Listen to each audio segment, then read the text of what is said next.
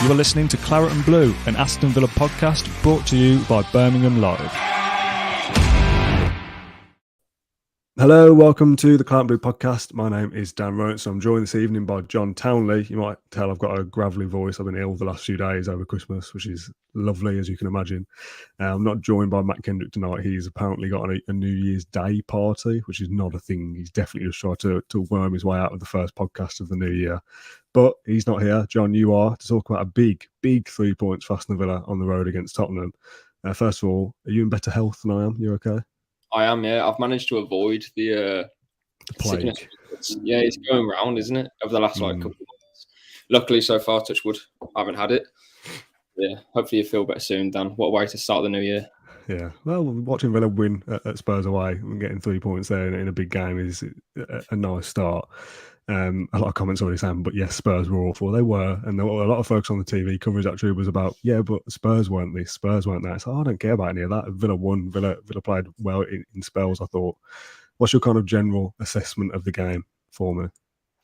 Yeah, not wrong. Spurs were awful, and I think they have been for some time now under Conte.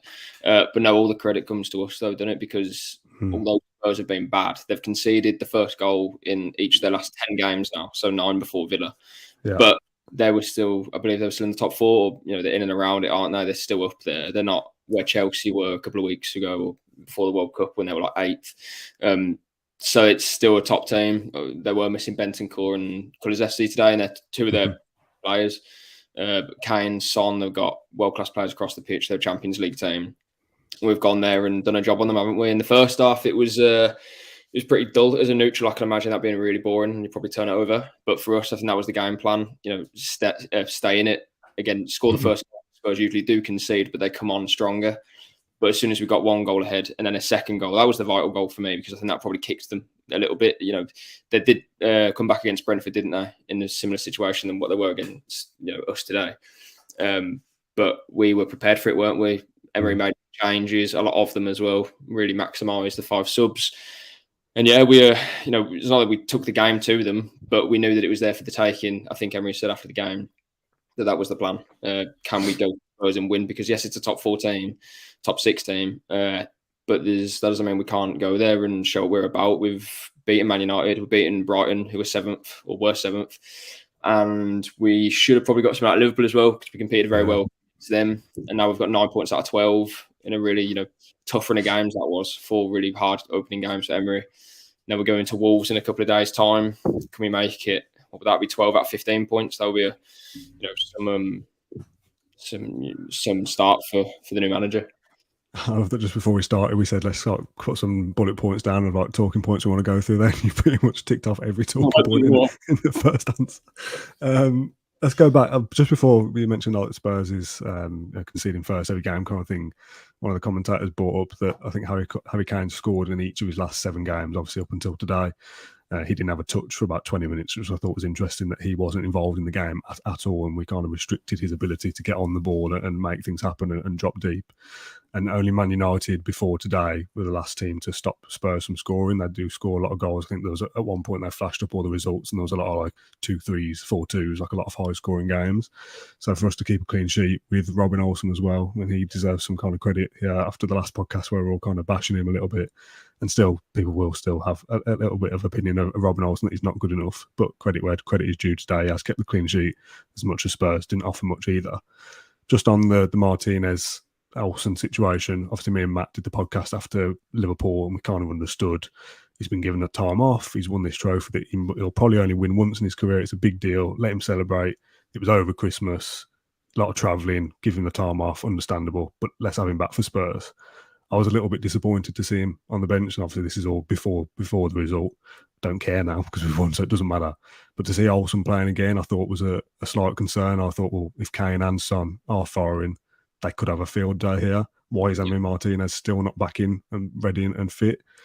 I saw a lot of people saying about like the training photos of him in the last couple of days, very bleary-eyed, and looks like he's still suffering from a hangover of some sorts. But he's still the number 1. He still should be back in as soon as he is. And I thought that was going to be a real problem for us today. Did you feel the same way before kickoff as well? Yeah, I did. And to be fair, I think we were probably caught up with it when Emery did his press conference for the Liverpool game. It was, Martinez will be back next Thursday. He'll train Friday. It seems to be a kind of, that'll be fine because he has 3 or 4 days before the Tottenham game. And there's been previous times where he's flown back from international duty within the 24 hours of a game and still played. So I thought that was all building up to being he's had a day here, he'll train here, and then he'll play Sunday. I don't know whether that was maybe a little bit of mind games from a Spurs perspective to not know which keeper would be in there. But yeah, like I said, I was worried to see Olsen to begin with. So to come away from the game with a clean sheet is, hats off to him. Yeah, exactly. And I suppose the difference between previously was Martinez has been off for a week and probably not stuck to nutrition, or all of that's gone out the window. And that does play a big part because it is a mentality issue now. Whether, you say he's only been in the country for a couple of days, is he fit? No, he isn't fit. So if he's not going to start, if Emery doesn't feel that he is going to be in a better position than what a fully fit Robin Olsen would be. So credit to Emery, that's a big risk, isn't it? Because I think anyone else would have just chucked Martinez in and thought, well, if Martinez makes a mistake, that's on him and it's not going to come back on me. But no, fair play to Robin Olsen. He didn't look, out of place or uncomfortable like he might have done in previous games, though I think there was a couple of moments where he was a bit shaky on the ball. But I think he's 30 or 31 now. At that age, you're not going to suddenly learn how to play out from the back or become, a master. Good throw on him. He had a big long throw up to the halfway line at one point, which was nice. I thought we're kind of talking about him kind of getting a clean sheet, but I can't really remember any quality Spurs chances that he saved. But I thought he commanded his area a little bit better this game. He kind of came and gathered a few crosses or set pieces where I thought, okay, right, there is some kind of trust there that he can come and collect things. Just on a similar vein to the Martinez Olsen thing, what do you make of the Matty Cash situation? Obviously, he didn't get as far as Martinez did in the World Cup, but he's not started in either of the games back so far yet, Liverpool and Spurs.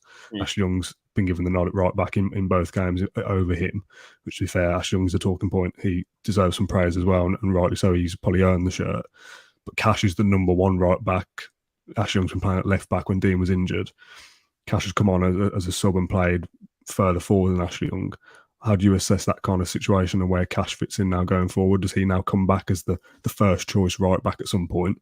Or does 38 Ashley Young, who's keeping up with Son and really going toe to toe with elite level Premier League players, does he just stay there now for the foreseeable?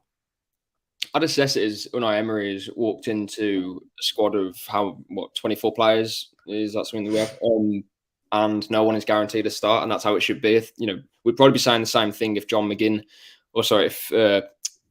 Jacob Ramsey was still fit. John McGinn might not be playing, and we'd be having that conversation now. So it's just competition for places, and at the moment, as you say, Dan Ashley Young today was quality again, and if you take his age away, it's almost like, well, he is the best player or best form player that we have in that position, in my opinion, as well. And that's no discredit to Matty Cash because he has come back from the World Cup and he's missed 2 or 3 weeks of training with Emery. During that time, Ashley Young's been, involved and been learning from him at that time. Maybe in the next couple of weeks, and when Matty Cash is fully up to speed in terms of what Emery wants from that position, he can, stake a claim for his shirt again. But against Wolves, who's he going to pick, Matty Cash or Ashley Young? If they're both fully fit, I would have probably said Ashley Young because he hasn't put wrong. There's no point in taking players out just because we've signed them to start under Steven Gerrard or under Dean Smith. This is Emery's team now, and it's his.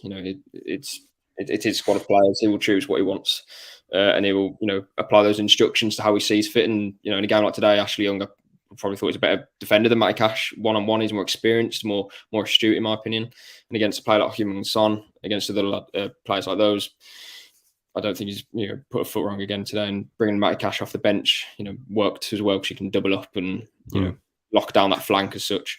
Something that you probably couldn't do if Ashley Young was coming off the bench because then it's different. It's another situation to deal with. But now Ashley Young's been brilliant, and Matty Cash has got a fight on his hands to come back in the team now.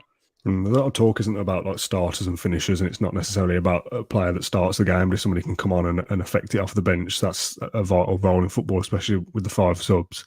Yeah. How key was the moment when Ashley Young clears off the line? just before the break. If that's 1-0 Spurs at half time, is that a totally different game then? It's obviously asking you a hypothetical question, but that's such an important moment. And then I don't know whether you can just isolate it and go, well, if Cash was playing, is he in that position? Does Cash save that ball off the line? You'll never know. But just the experience of Young being in the right place at the right time, covering, being a defensive fullback rather than an attacking player, I think we look more resilient, more organised in the last 3 or 4 games under Emery than we have for a long time, not just under Steven Gerrard. Yeah, no, bang on. I completely missed out from my point there, but that's what I'm trying to sum up. Yeah, it's little moments like those that you say, "Oh, well done, Ashley Young," but then it's almost sort of underappreciating it because it's like, "Oh yeah, of course he's going to be on the line," but would he be? Who else is going to think to be on the line there? Why would you not cover the back post instead of going on that? So yeah, again, massive respect for Ashley Young for what he's done for the club the last 2 years as well. Because when he first joined, I thought he was here just for a year, and he was almost like a swan come back to Villa after winning the Serie A with Inter Milan. But he's almost made himself a little mini sort of renaissance again, which is brilliant to see. Because I wonder how opposition fans view it as well, seeing Ashley Young come back to the Premier League again, playing at right back, almost out of position as we know him, keeping Matty Cash out of the team under Unai Emery. It's you wouldn't have thought that would be the case, but no, fair play to him again. Really good today, and hopefully against Wolves he can continue that. I want to talk about a player that it hasn't featured at the moment, which is probably a strange topic to go down before talking about the players that did play. But Jacob Ramsey, first of all, do we know anything more about the injury that he's suffering with? And secondly, again, it's just a topic of conversation that happened during the game or pre-game where you think we miss a bit of Jacob Ramsey, we miss somebody that can carry the ball forward. We kind of look pretty organised at the back. We might have a long ball over to a forward in Bailey or Watkins, and they might half create a chance and come to nothing, but we miss somebody who can kind of link things up from defence to attack and run with the ball. That kind of leads on to a point that we don't really miss them because we've won and Kamara and Louise have played very well. But just firstly on Ramsey and the injury, how much of a miss is that and how much longer will he be unavailable for? Do we know? No, I need to clear my throat. Yeah, I asked Unai Emery about Ramsey, would have been last week before Liverpool. And he said, because it was before Dubai that he picked up a hamstring injury, which no one really knew of because obviously the World Cup was going on. And he will be back hopefully, or in contention for Leeds, I think is the word, because he's going to miss, or he has missed the last 2 games, and then he's going to miss a 3rd game, which is going to be Wolves. It was between 1 week and 10 days, I think is what Emery said, or 10 days and 2 weeks last week. So yeah, hopefully Leeds, but I doubt he'd be starting in that game. So hopefully, let's call it February or the end of January. But I get your point that he's been a miss because we don't have that player who can take the ball and move with it, almost like we had with Grealish in a way, that player that can carry the ball and just move it over a few yards, take someone out of the game, offload it, and more space further up the pitch. We don't have that player without him, so we do miss him. But no, today we've compensated for, without him well. We did that as Leon Bailey missed Brighton, didn't he? So Emery's shown that he can. While we have a very set way of playing, it's also very flexible in the players that we use. We can take things here and there, and players can drop in and out, which is good as well for if players are out of confidence, keep them out, bring someone else in. We can adapt the way that we play ever so slightly to suit players coming in and out of the squad. So no, that's only a positive thing. But on Ramsey, end of January, I would have thought. Talk to me about Kamara then. How good is he? Well, we've talked about him loads of times of what kind of, done those posts of, here's your reminder that we signed this guy on a free contract and all these kind of things, hyping him up. How good is he? And also Douglas Luiz, who looks, obviously had doubters for a lot of periods. He looks like he's gone up a level over the last 3-4 months as well. Just talk to me about those two. Yeah, I called it mustard in a pre-season.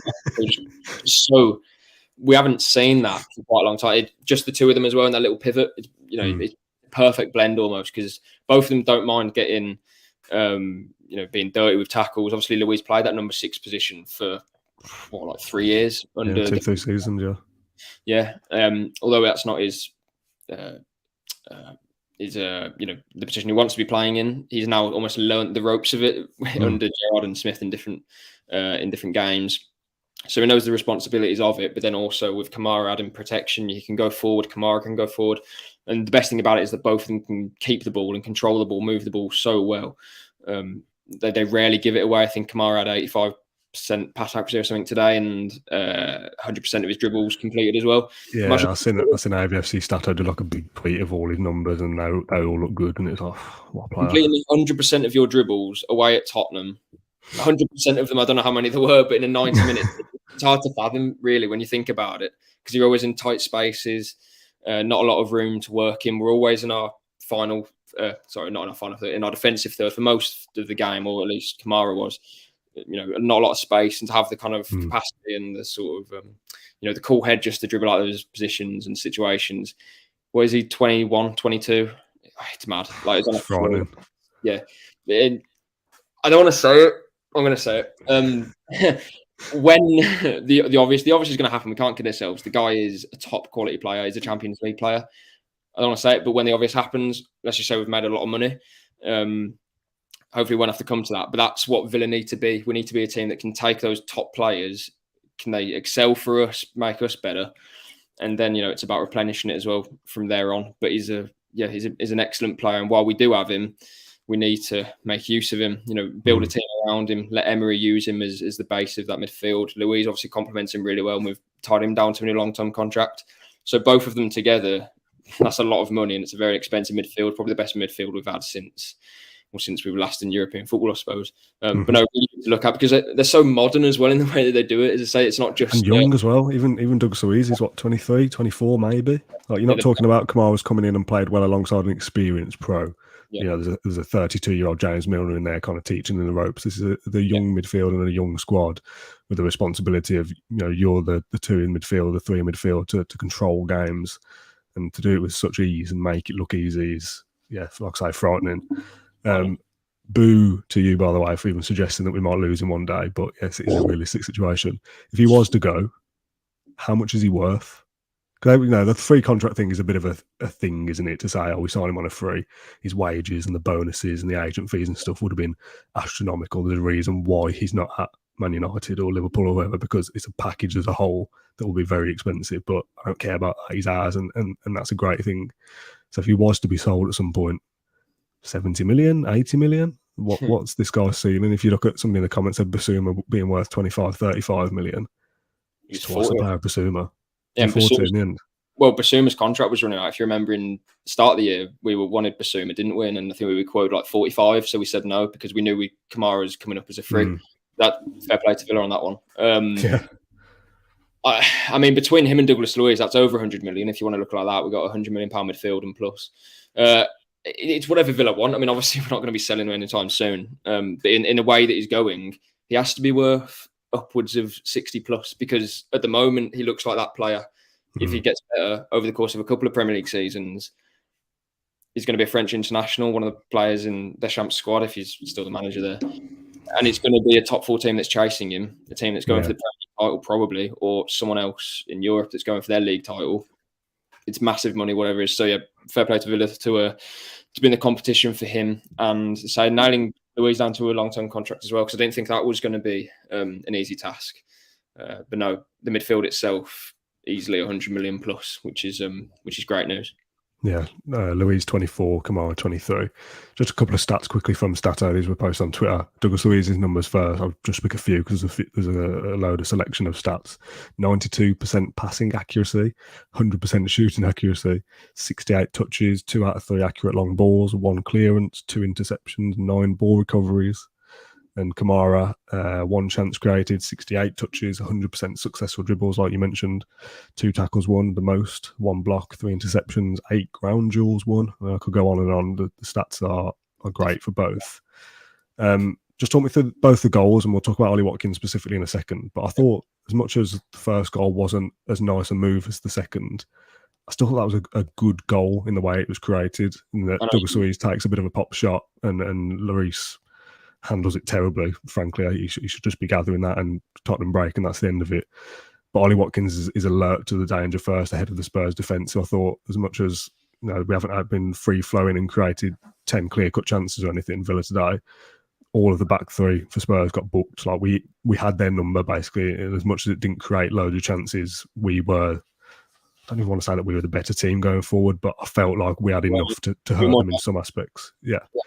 Ollie Watkins is sharp enough to that, and then wise enough to not try and shoot from a tight angle, to turn back and play the ball to Buendia, who's just got a tap in. And like I say, it's not a sexy goal, but it's a nicely worked, clever goal, I guess.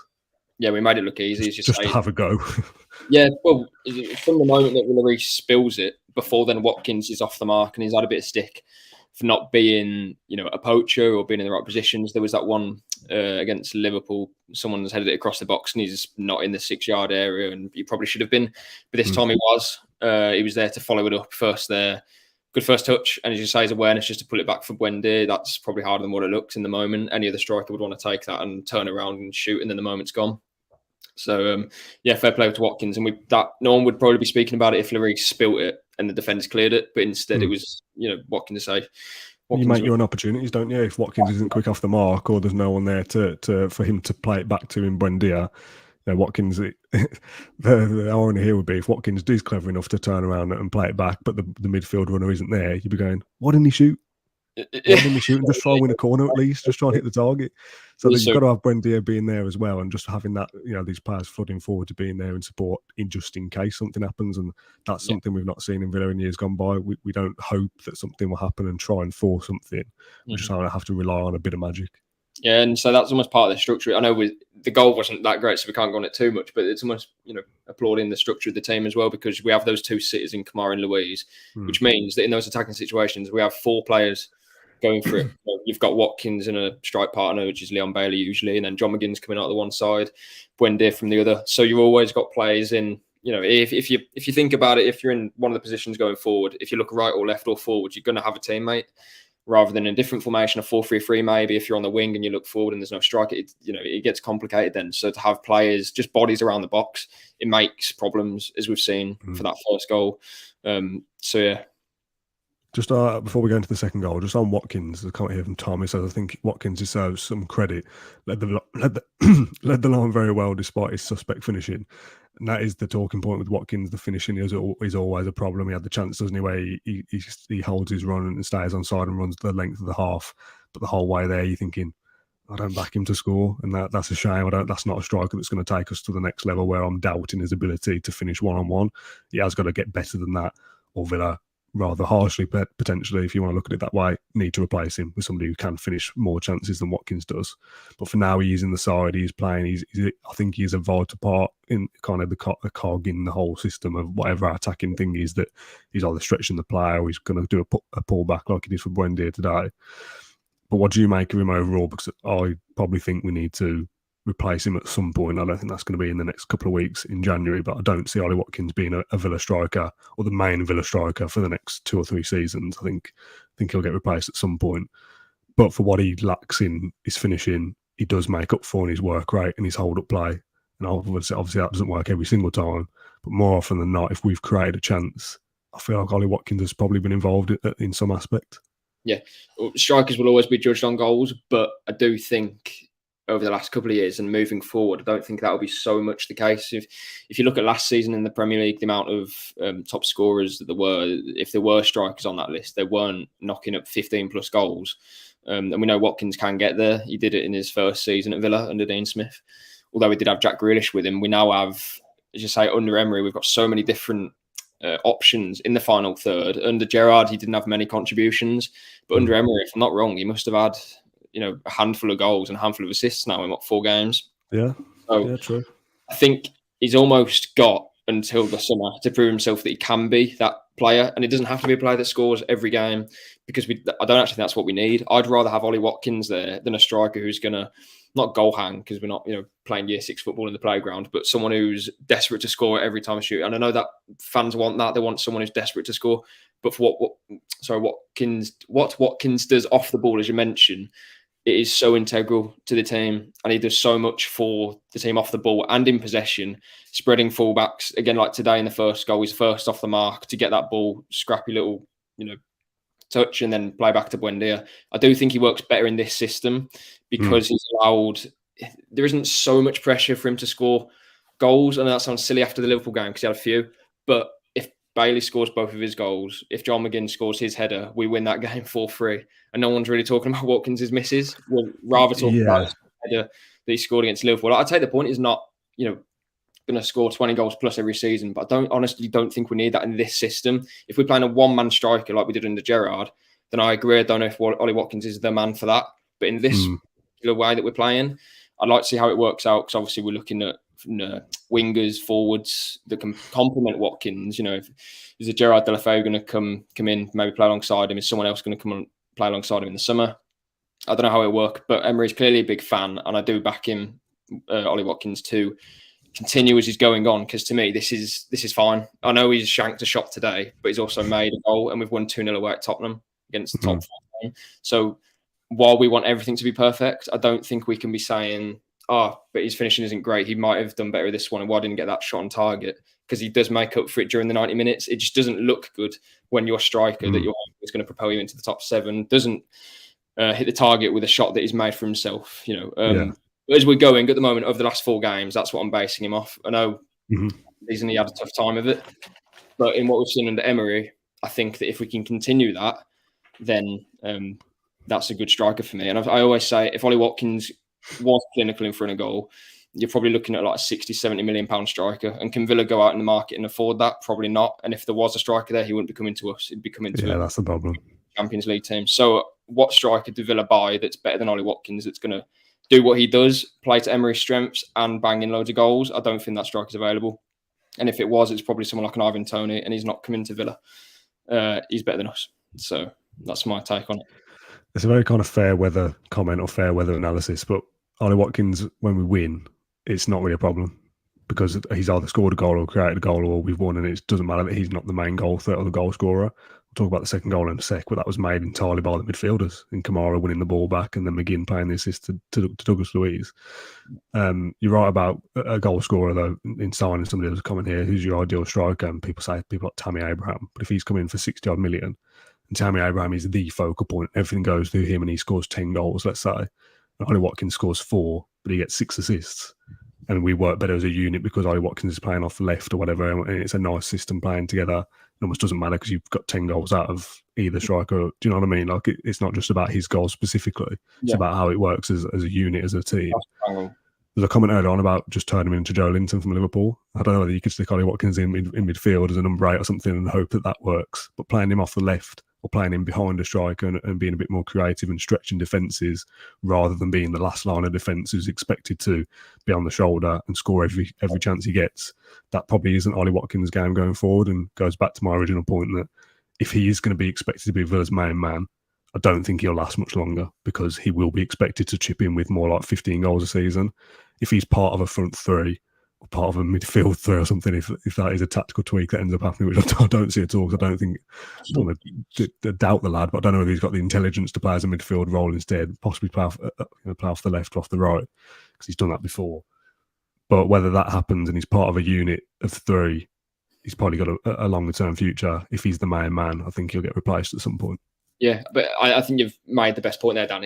I don't think he will be asked to be a main man, because I don't know in any Unai Emery team there was a main man. It's always about the team, and as we've seen in all the results we've had so far against United, Brighton, and today in Tottenham, you can't pick out one player that we've lumped balls to or played off and used as much as we did, for example, a Grealish or a Benteke or something, because we wouldn't be winning those games, in my opinion, because that's not how we're supposed to be playing. To beat these teams and play well, you got to play as a team. There's no team that gets into the top 7 by using just one striker, or using one, using the goals of a striker to get into Europe. It's not going to happen, I don't think.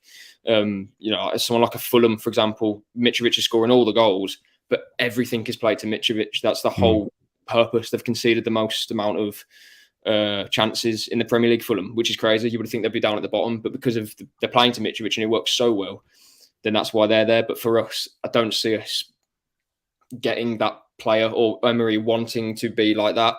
So for me, I think at the moment, let's, I don't know, we all will. Let's back Watkins, because what we've seen under Emery so far, I'm not saying it's perfect, but it's good. Again, he's had a hatful of assists, hatful of goals.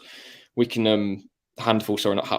we can continue as we're going on, because again, we're creating chances. The proof's in the pudding. If Bailey scores those 2 goals, if McGinn scores his goal, that Liverpool game's different. And it's about the team, isn't it? And I don't think that signing someone like a Tammy Abraham, in my opinion, and relying on him to score goals is going to fix anything or get us in any better position than what we are with Ollie Watkins. People might say, bring in this striker or that striker, but they need to be better than what Ollie Watkins is for Villa as a team, not for how many goals they're going to score, in one-on-ones, because it's too binary just to limit it down to that, isn't it? It's fanciful to think that a striker is going to score 15 goals in a season. That does not mean that Villa is going to be in a better position than what they are now. To me, that doesn't make sense. Well, as a prime example, Benteke scored 19 and we were fighting relegation all season. Yeah, but, in those years. The comment here, just quickly on the end of Ollie Watkins, not the end of his career, like the end of the discussion on him. From Robert, he says, depends on what we want from him. If we can get a front three that shares the goals, he may be a Firmino star player for us in the kind of link-up man that he isn't the main man. Yeah. However, I would say that in the caveat to that is that if he is involved in a fluid front three, or however you want to phrase it, he's still got to get better with his finishing. Because if he's going to get 4 or 5 chances a game and he only scores one, or he doesn't score one at all, some of the time, the amount of times he'll drag a shot, will be off balance, he'll take too many touches. He can certainly improve. So if he can be a good team player off the left, for example, but still chip in with 8 or 9 goals a season every single year, I think that would be probably the middle balance, rather than expecting him to be the number 9 and get 20 goals and don't really care about anything else. And it's not, again, like I said, we'll finish, but it's like because there's 4 players in any one attacking situation, the burden isn't on Watkins to always score. We could be looking elsewhere and thinking, well, Bailey hasn't scored many goals under Emery yet, or this player hasn't particularly contributed. Just because Ollie Watkins is the striker and he's been playing up front, we shouldn't be focusing on him, because we all know that naturally he's a winger. So we bought him as a striker, yes, but in Unai Emery's head, he's probably thinking, well, he's not actually a striker. He's just a wide forward, or he's a player that splits the fullbacks, and then he'll have opportunities every now and again. But in the summer, I'm going to buy a striker that's going to play alongside him, and he's going to be my goal scorer. So I think up until that decision is made, or up until we bring him more forwards, when it's a clear idea of what he wants out of Ollie Watkins, I think then we can judge him. But for now, since he's been playing with Emery, I think it's been really positive. Talk me through the second goal then. A lovely move, wasn't it? Kamara wins the ball back and plays it off to Luiz, I think. Luiz effectively a 1-2 with McGinn, and McGinn's ball, I don't know whether enough was made about them, the assist on Sky it was. Yeah. Didn't really mention it, but he put it on a sixpence for Luiz, and Luiz with a nice touch to get it under control and a lovely little dink. I think it was, I can't remember who was in the panel. Somebody, the one guy, I can't remember who it was at all. One of them was saying that it was poor defending from Spurs, and the other guy was saying, actually, no, it's a very good finish by Douglas Luiz to do that, to have that control and that technique. Somebody who's actually got a brain in the comments will tell me who I'm talking about here, but they were the only one. Hasselbank, yeah. Right. He said, like, no, it's actually a really good finish, and he deserves praise for that. Kind of unexpected to a certain extent that just in the way the goal is formed, that it's all the midfielders involved. Kamara wins it back, plays to Luiz, McGinn with the assist, Luiz running into the box. Like, the strikers and the forwards are nowhere to be seen at that point. It's just this little midfield trio that have worked this move and gone forward with it. And yeah, really, really nice goal. That underrated, I think. Yeah, but I suppose if you're a striker, you'd be saying, but I'm the one that's run off the centre back to create the movement. That sort of thing. But to strip it back, it was Kamara, I think it was, who won the ball off Harry Kane in the first place. So one of his one of the situations that he won the ball back from, we've scored from as well. So again, brilliant performance from him. And Luiz having John McGinn having the sort of, again, the composure to deliver that ball, because I don't think many players would have. They might have tried to play it, but they might have played it across the deck or done anything else with it apart from, played an accurate ball to Luiz. And the finish was really good, because it was a complicated one to score from as well. You can't really lash at those, can you? Really good goal, and that definitely gave us the sort of belief, I think, that we could see the game out from there.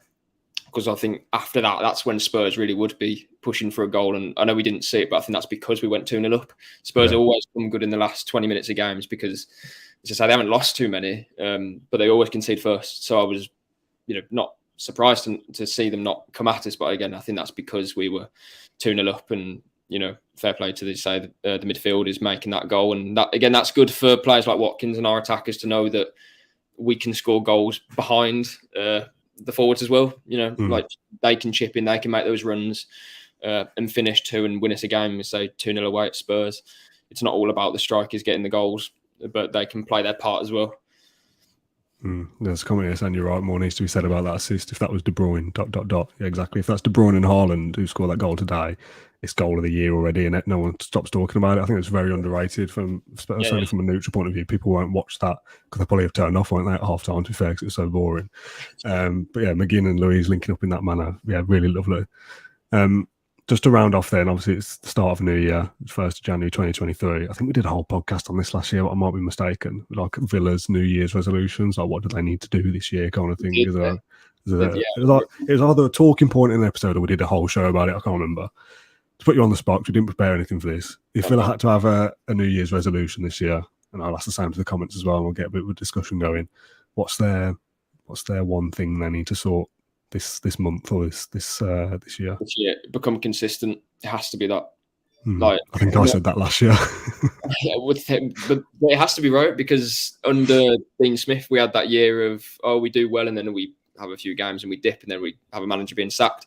Under Gerrard, we would win 4, lose 4, win 4. And then, after we beat like Leeds away and Southampton at home, that little run, it was then rotten. And then obviously the start of the season was horrendous. But we have the players to become a good team. And we obviously have the manager now, who's a world-class manager, an elite manager. We need to be consistent. If we're not consistent, then we're not going to get anywhere fast, are we? We'll be finishing in 12th every year. So to be getting in the positions we need to get into, and something that we haven't done before, is achieve consistency. I think what we said last year was Villa playing for full 90 minutes and being in the game for 90 minutes instead of just appearing for 40 odd and only play once you're losing or whatever. Actually, start a game, play well, and hold on to it throughout the whole game.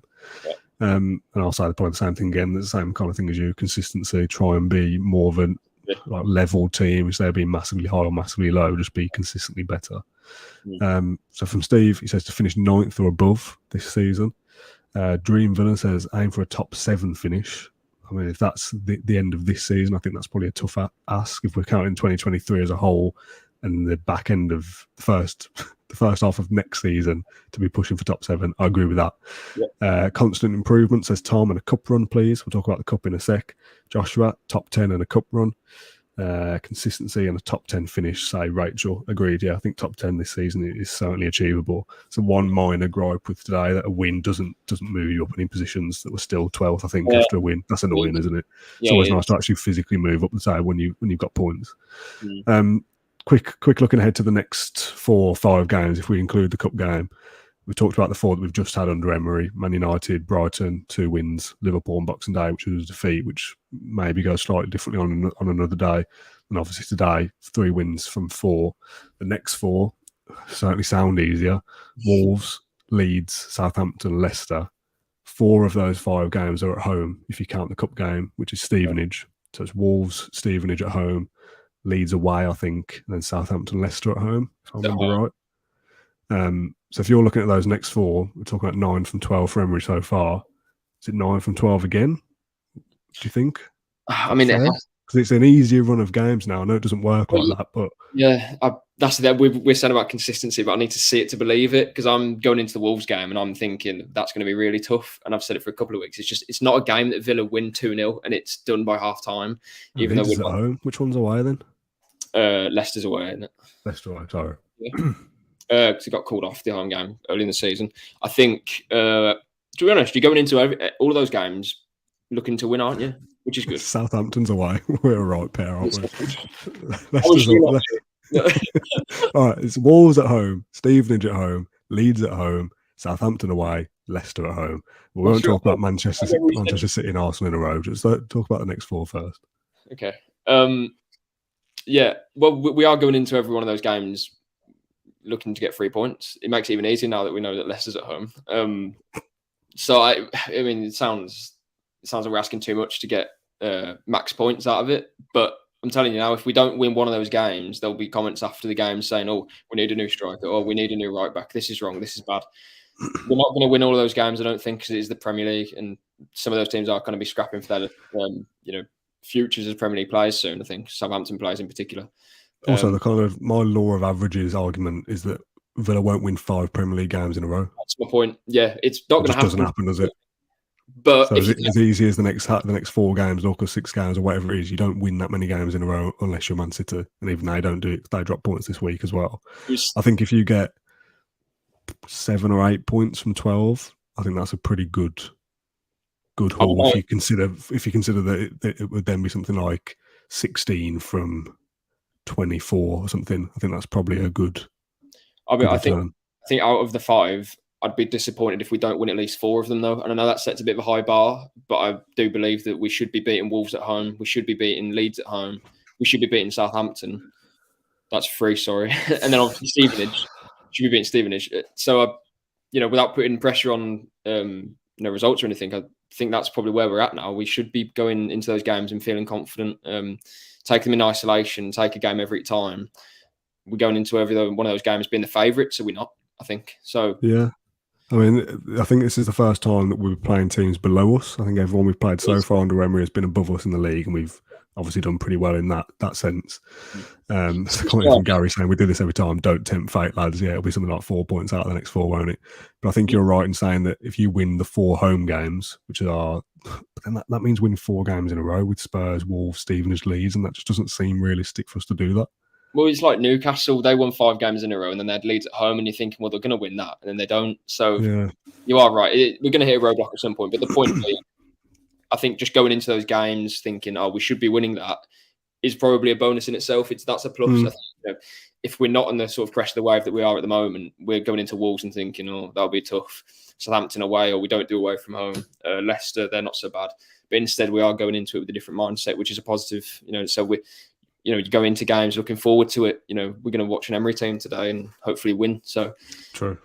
Onwards and upwards, and great way to start 2023. It is a nice feeling to just go into games and think, I fancy us. Exactly. I fancy us today. That's a nice situation to be in, even if it doesn't end up in the result. But then at least the disappointment of thinking, we should have won today, but we didn't. But so that's just football, isn't it?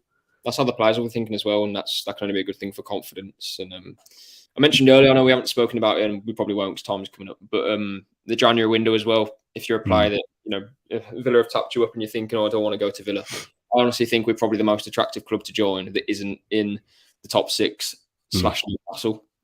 Because they're in the top 6, well in it. Yeah, but your top 6 teams plus Newcastle, because the likes of the West Ham, Everton, all of those ones that are, comparable to us over recent years, should we say, I think they're probably beneath us now. In the league, and all of those clubs have got a sort of not an uncertain future, but you look at West Ham, they're probably going to sell Declan Rice. They're, Moyes, is he going to be there? But with Villa, it's like, they've got a really good team, got a new manager. They played really well today, beat Spurs 2-0, 9 points out of 12 against tough teams. It's clearly a club on the up. So can we continue that into the summer as well? That's loads to look forward to.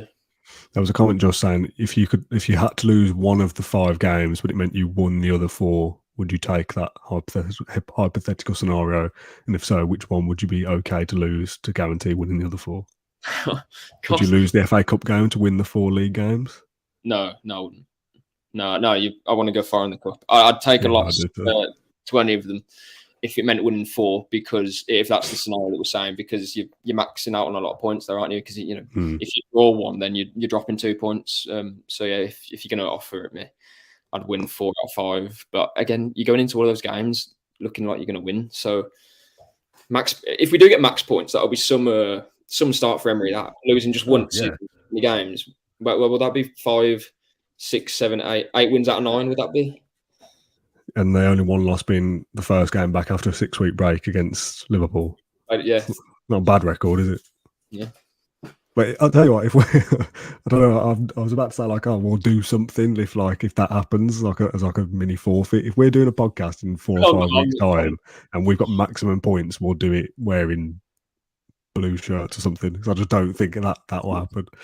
So there's your challenge, Unai. If you're watching this, you get maximum points in the Premier League, and I'll host the next podcast after that in a blue shirt. Because I'm so convinced Villa will not win 6 Premier League games in a row or whatever. It just won't happen. Silly. But challenge there for you. Don't take it. You're going to be stressing in that Leicester game when we're 2 minutes to go. I'll take it, mate. I don't mind. I'll just have to have a deep clean after wearing it. John, thank you very much for joining me this New Year's Day. It's been a pleasure to chat to you about all things Villa, as always. Thanks everyone for tuning in the comments. Over 700 people watching at 7 o'clock on a Sunday evening. So thank you very much for that. Podcasting your boxers like Lineker on Match of the Day. You don't want to see that, trust me. That's not something you want to see at all. Thanks everyone for watching. It's always nice, isn't it, to do one of these after Villa have won. It's a better mood. It's nice to be looking forward to the next game and not thinking, don't fancy us there. That could be a slog. It's now, how many hours is it till we play Wolves at Villa Park? Get me there. When's the next game? So yeah, thanks everyone for watching. We'll be back on either Wednesday night after the Wolves game or Thursday morning, depending on how things go. And yeah, it's been a pleasure. Thank you very much for watching, and we'll see you soon.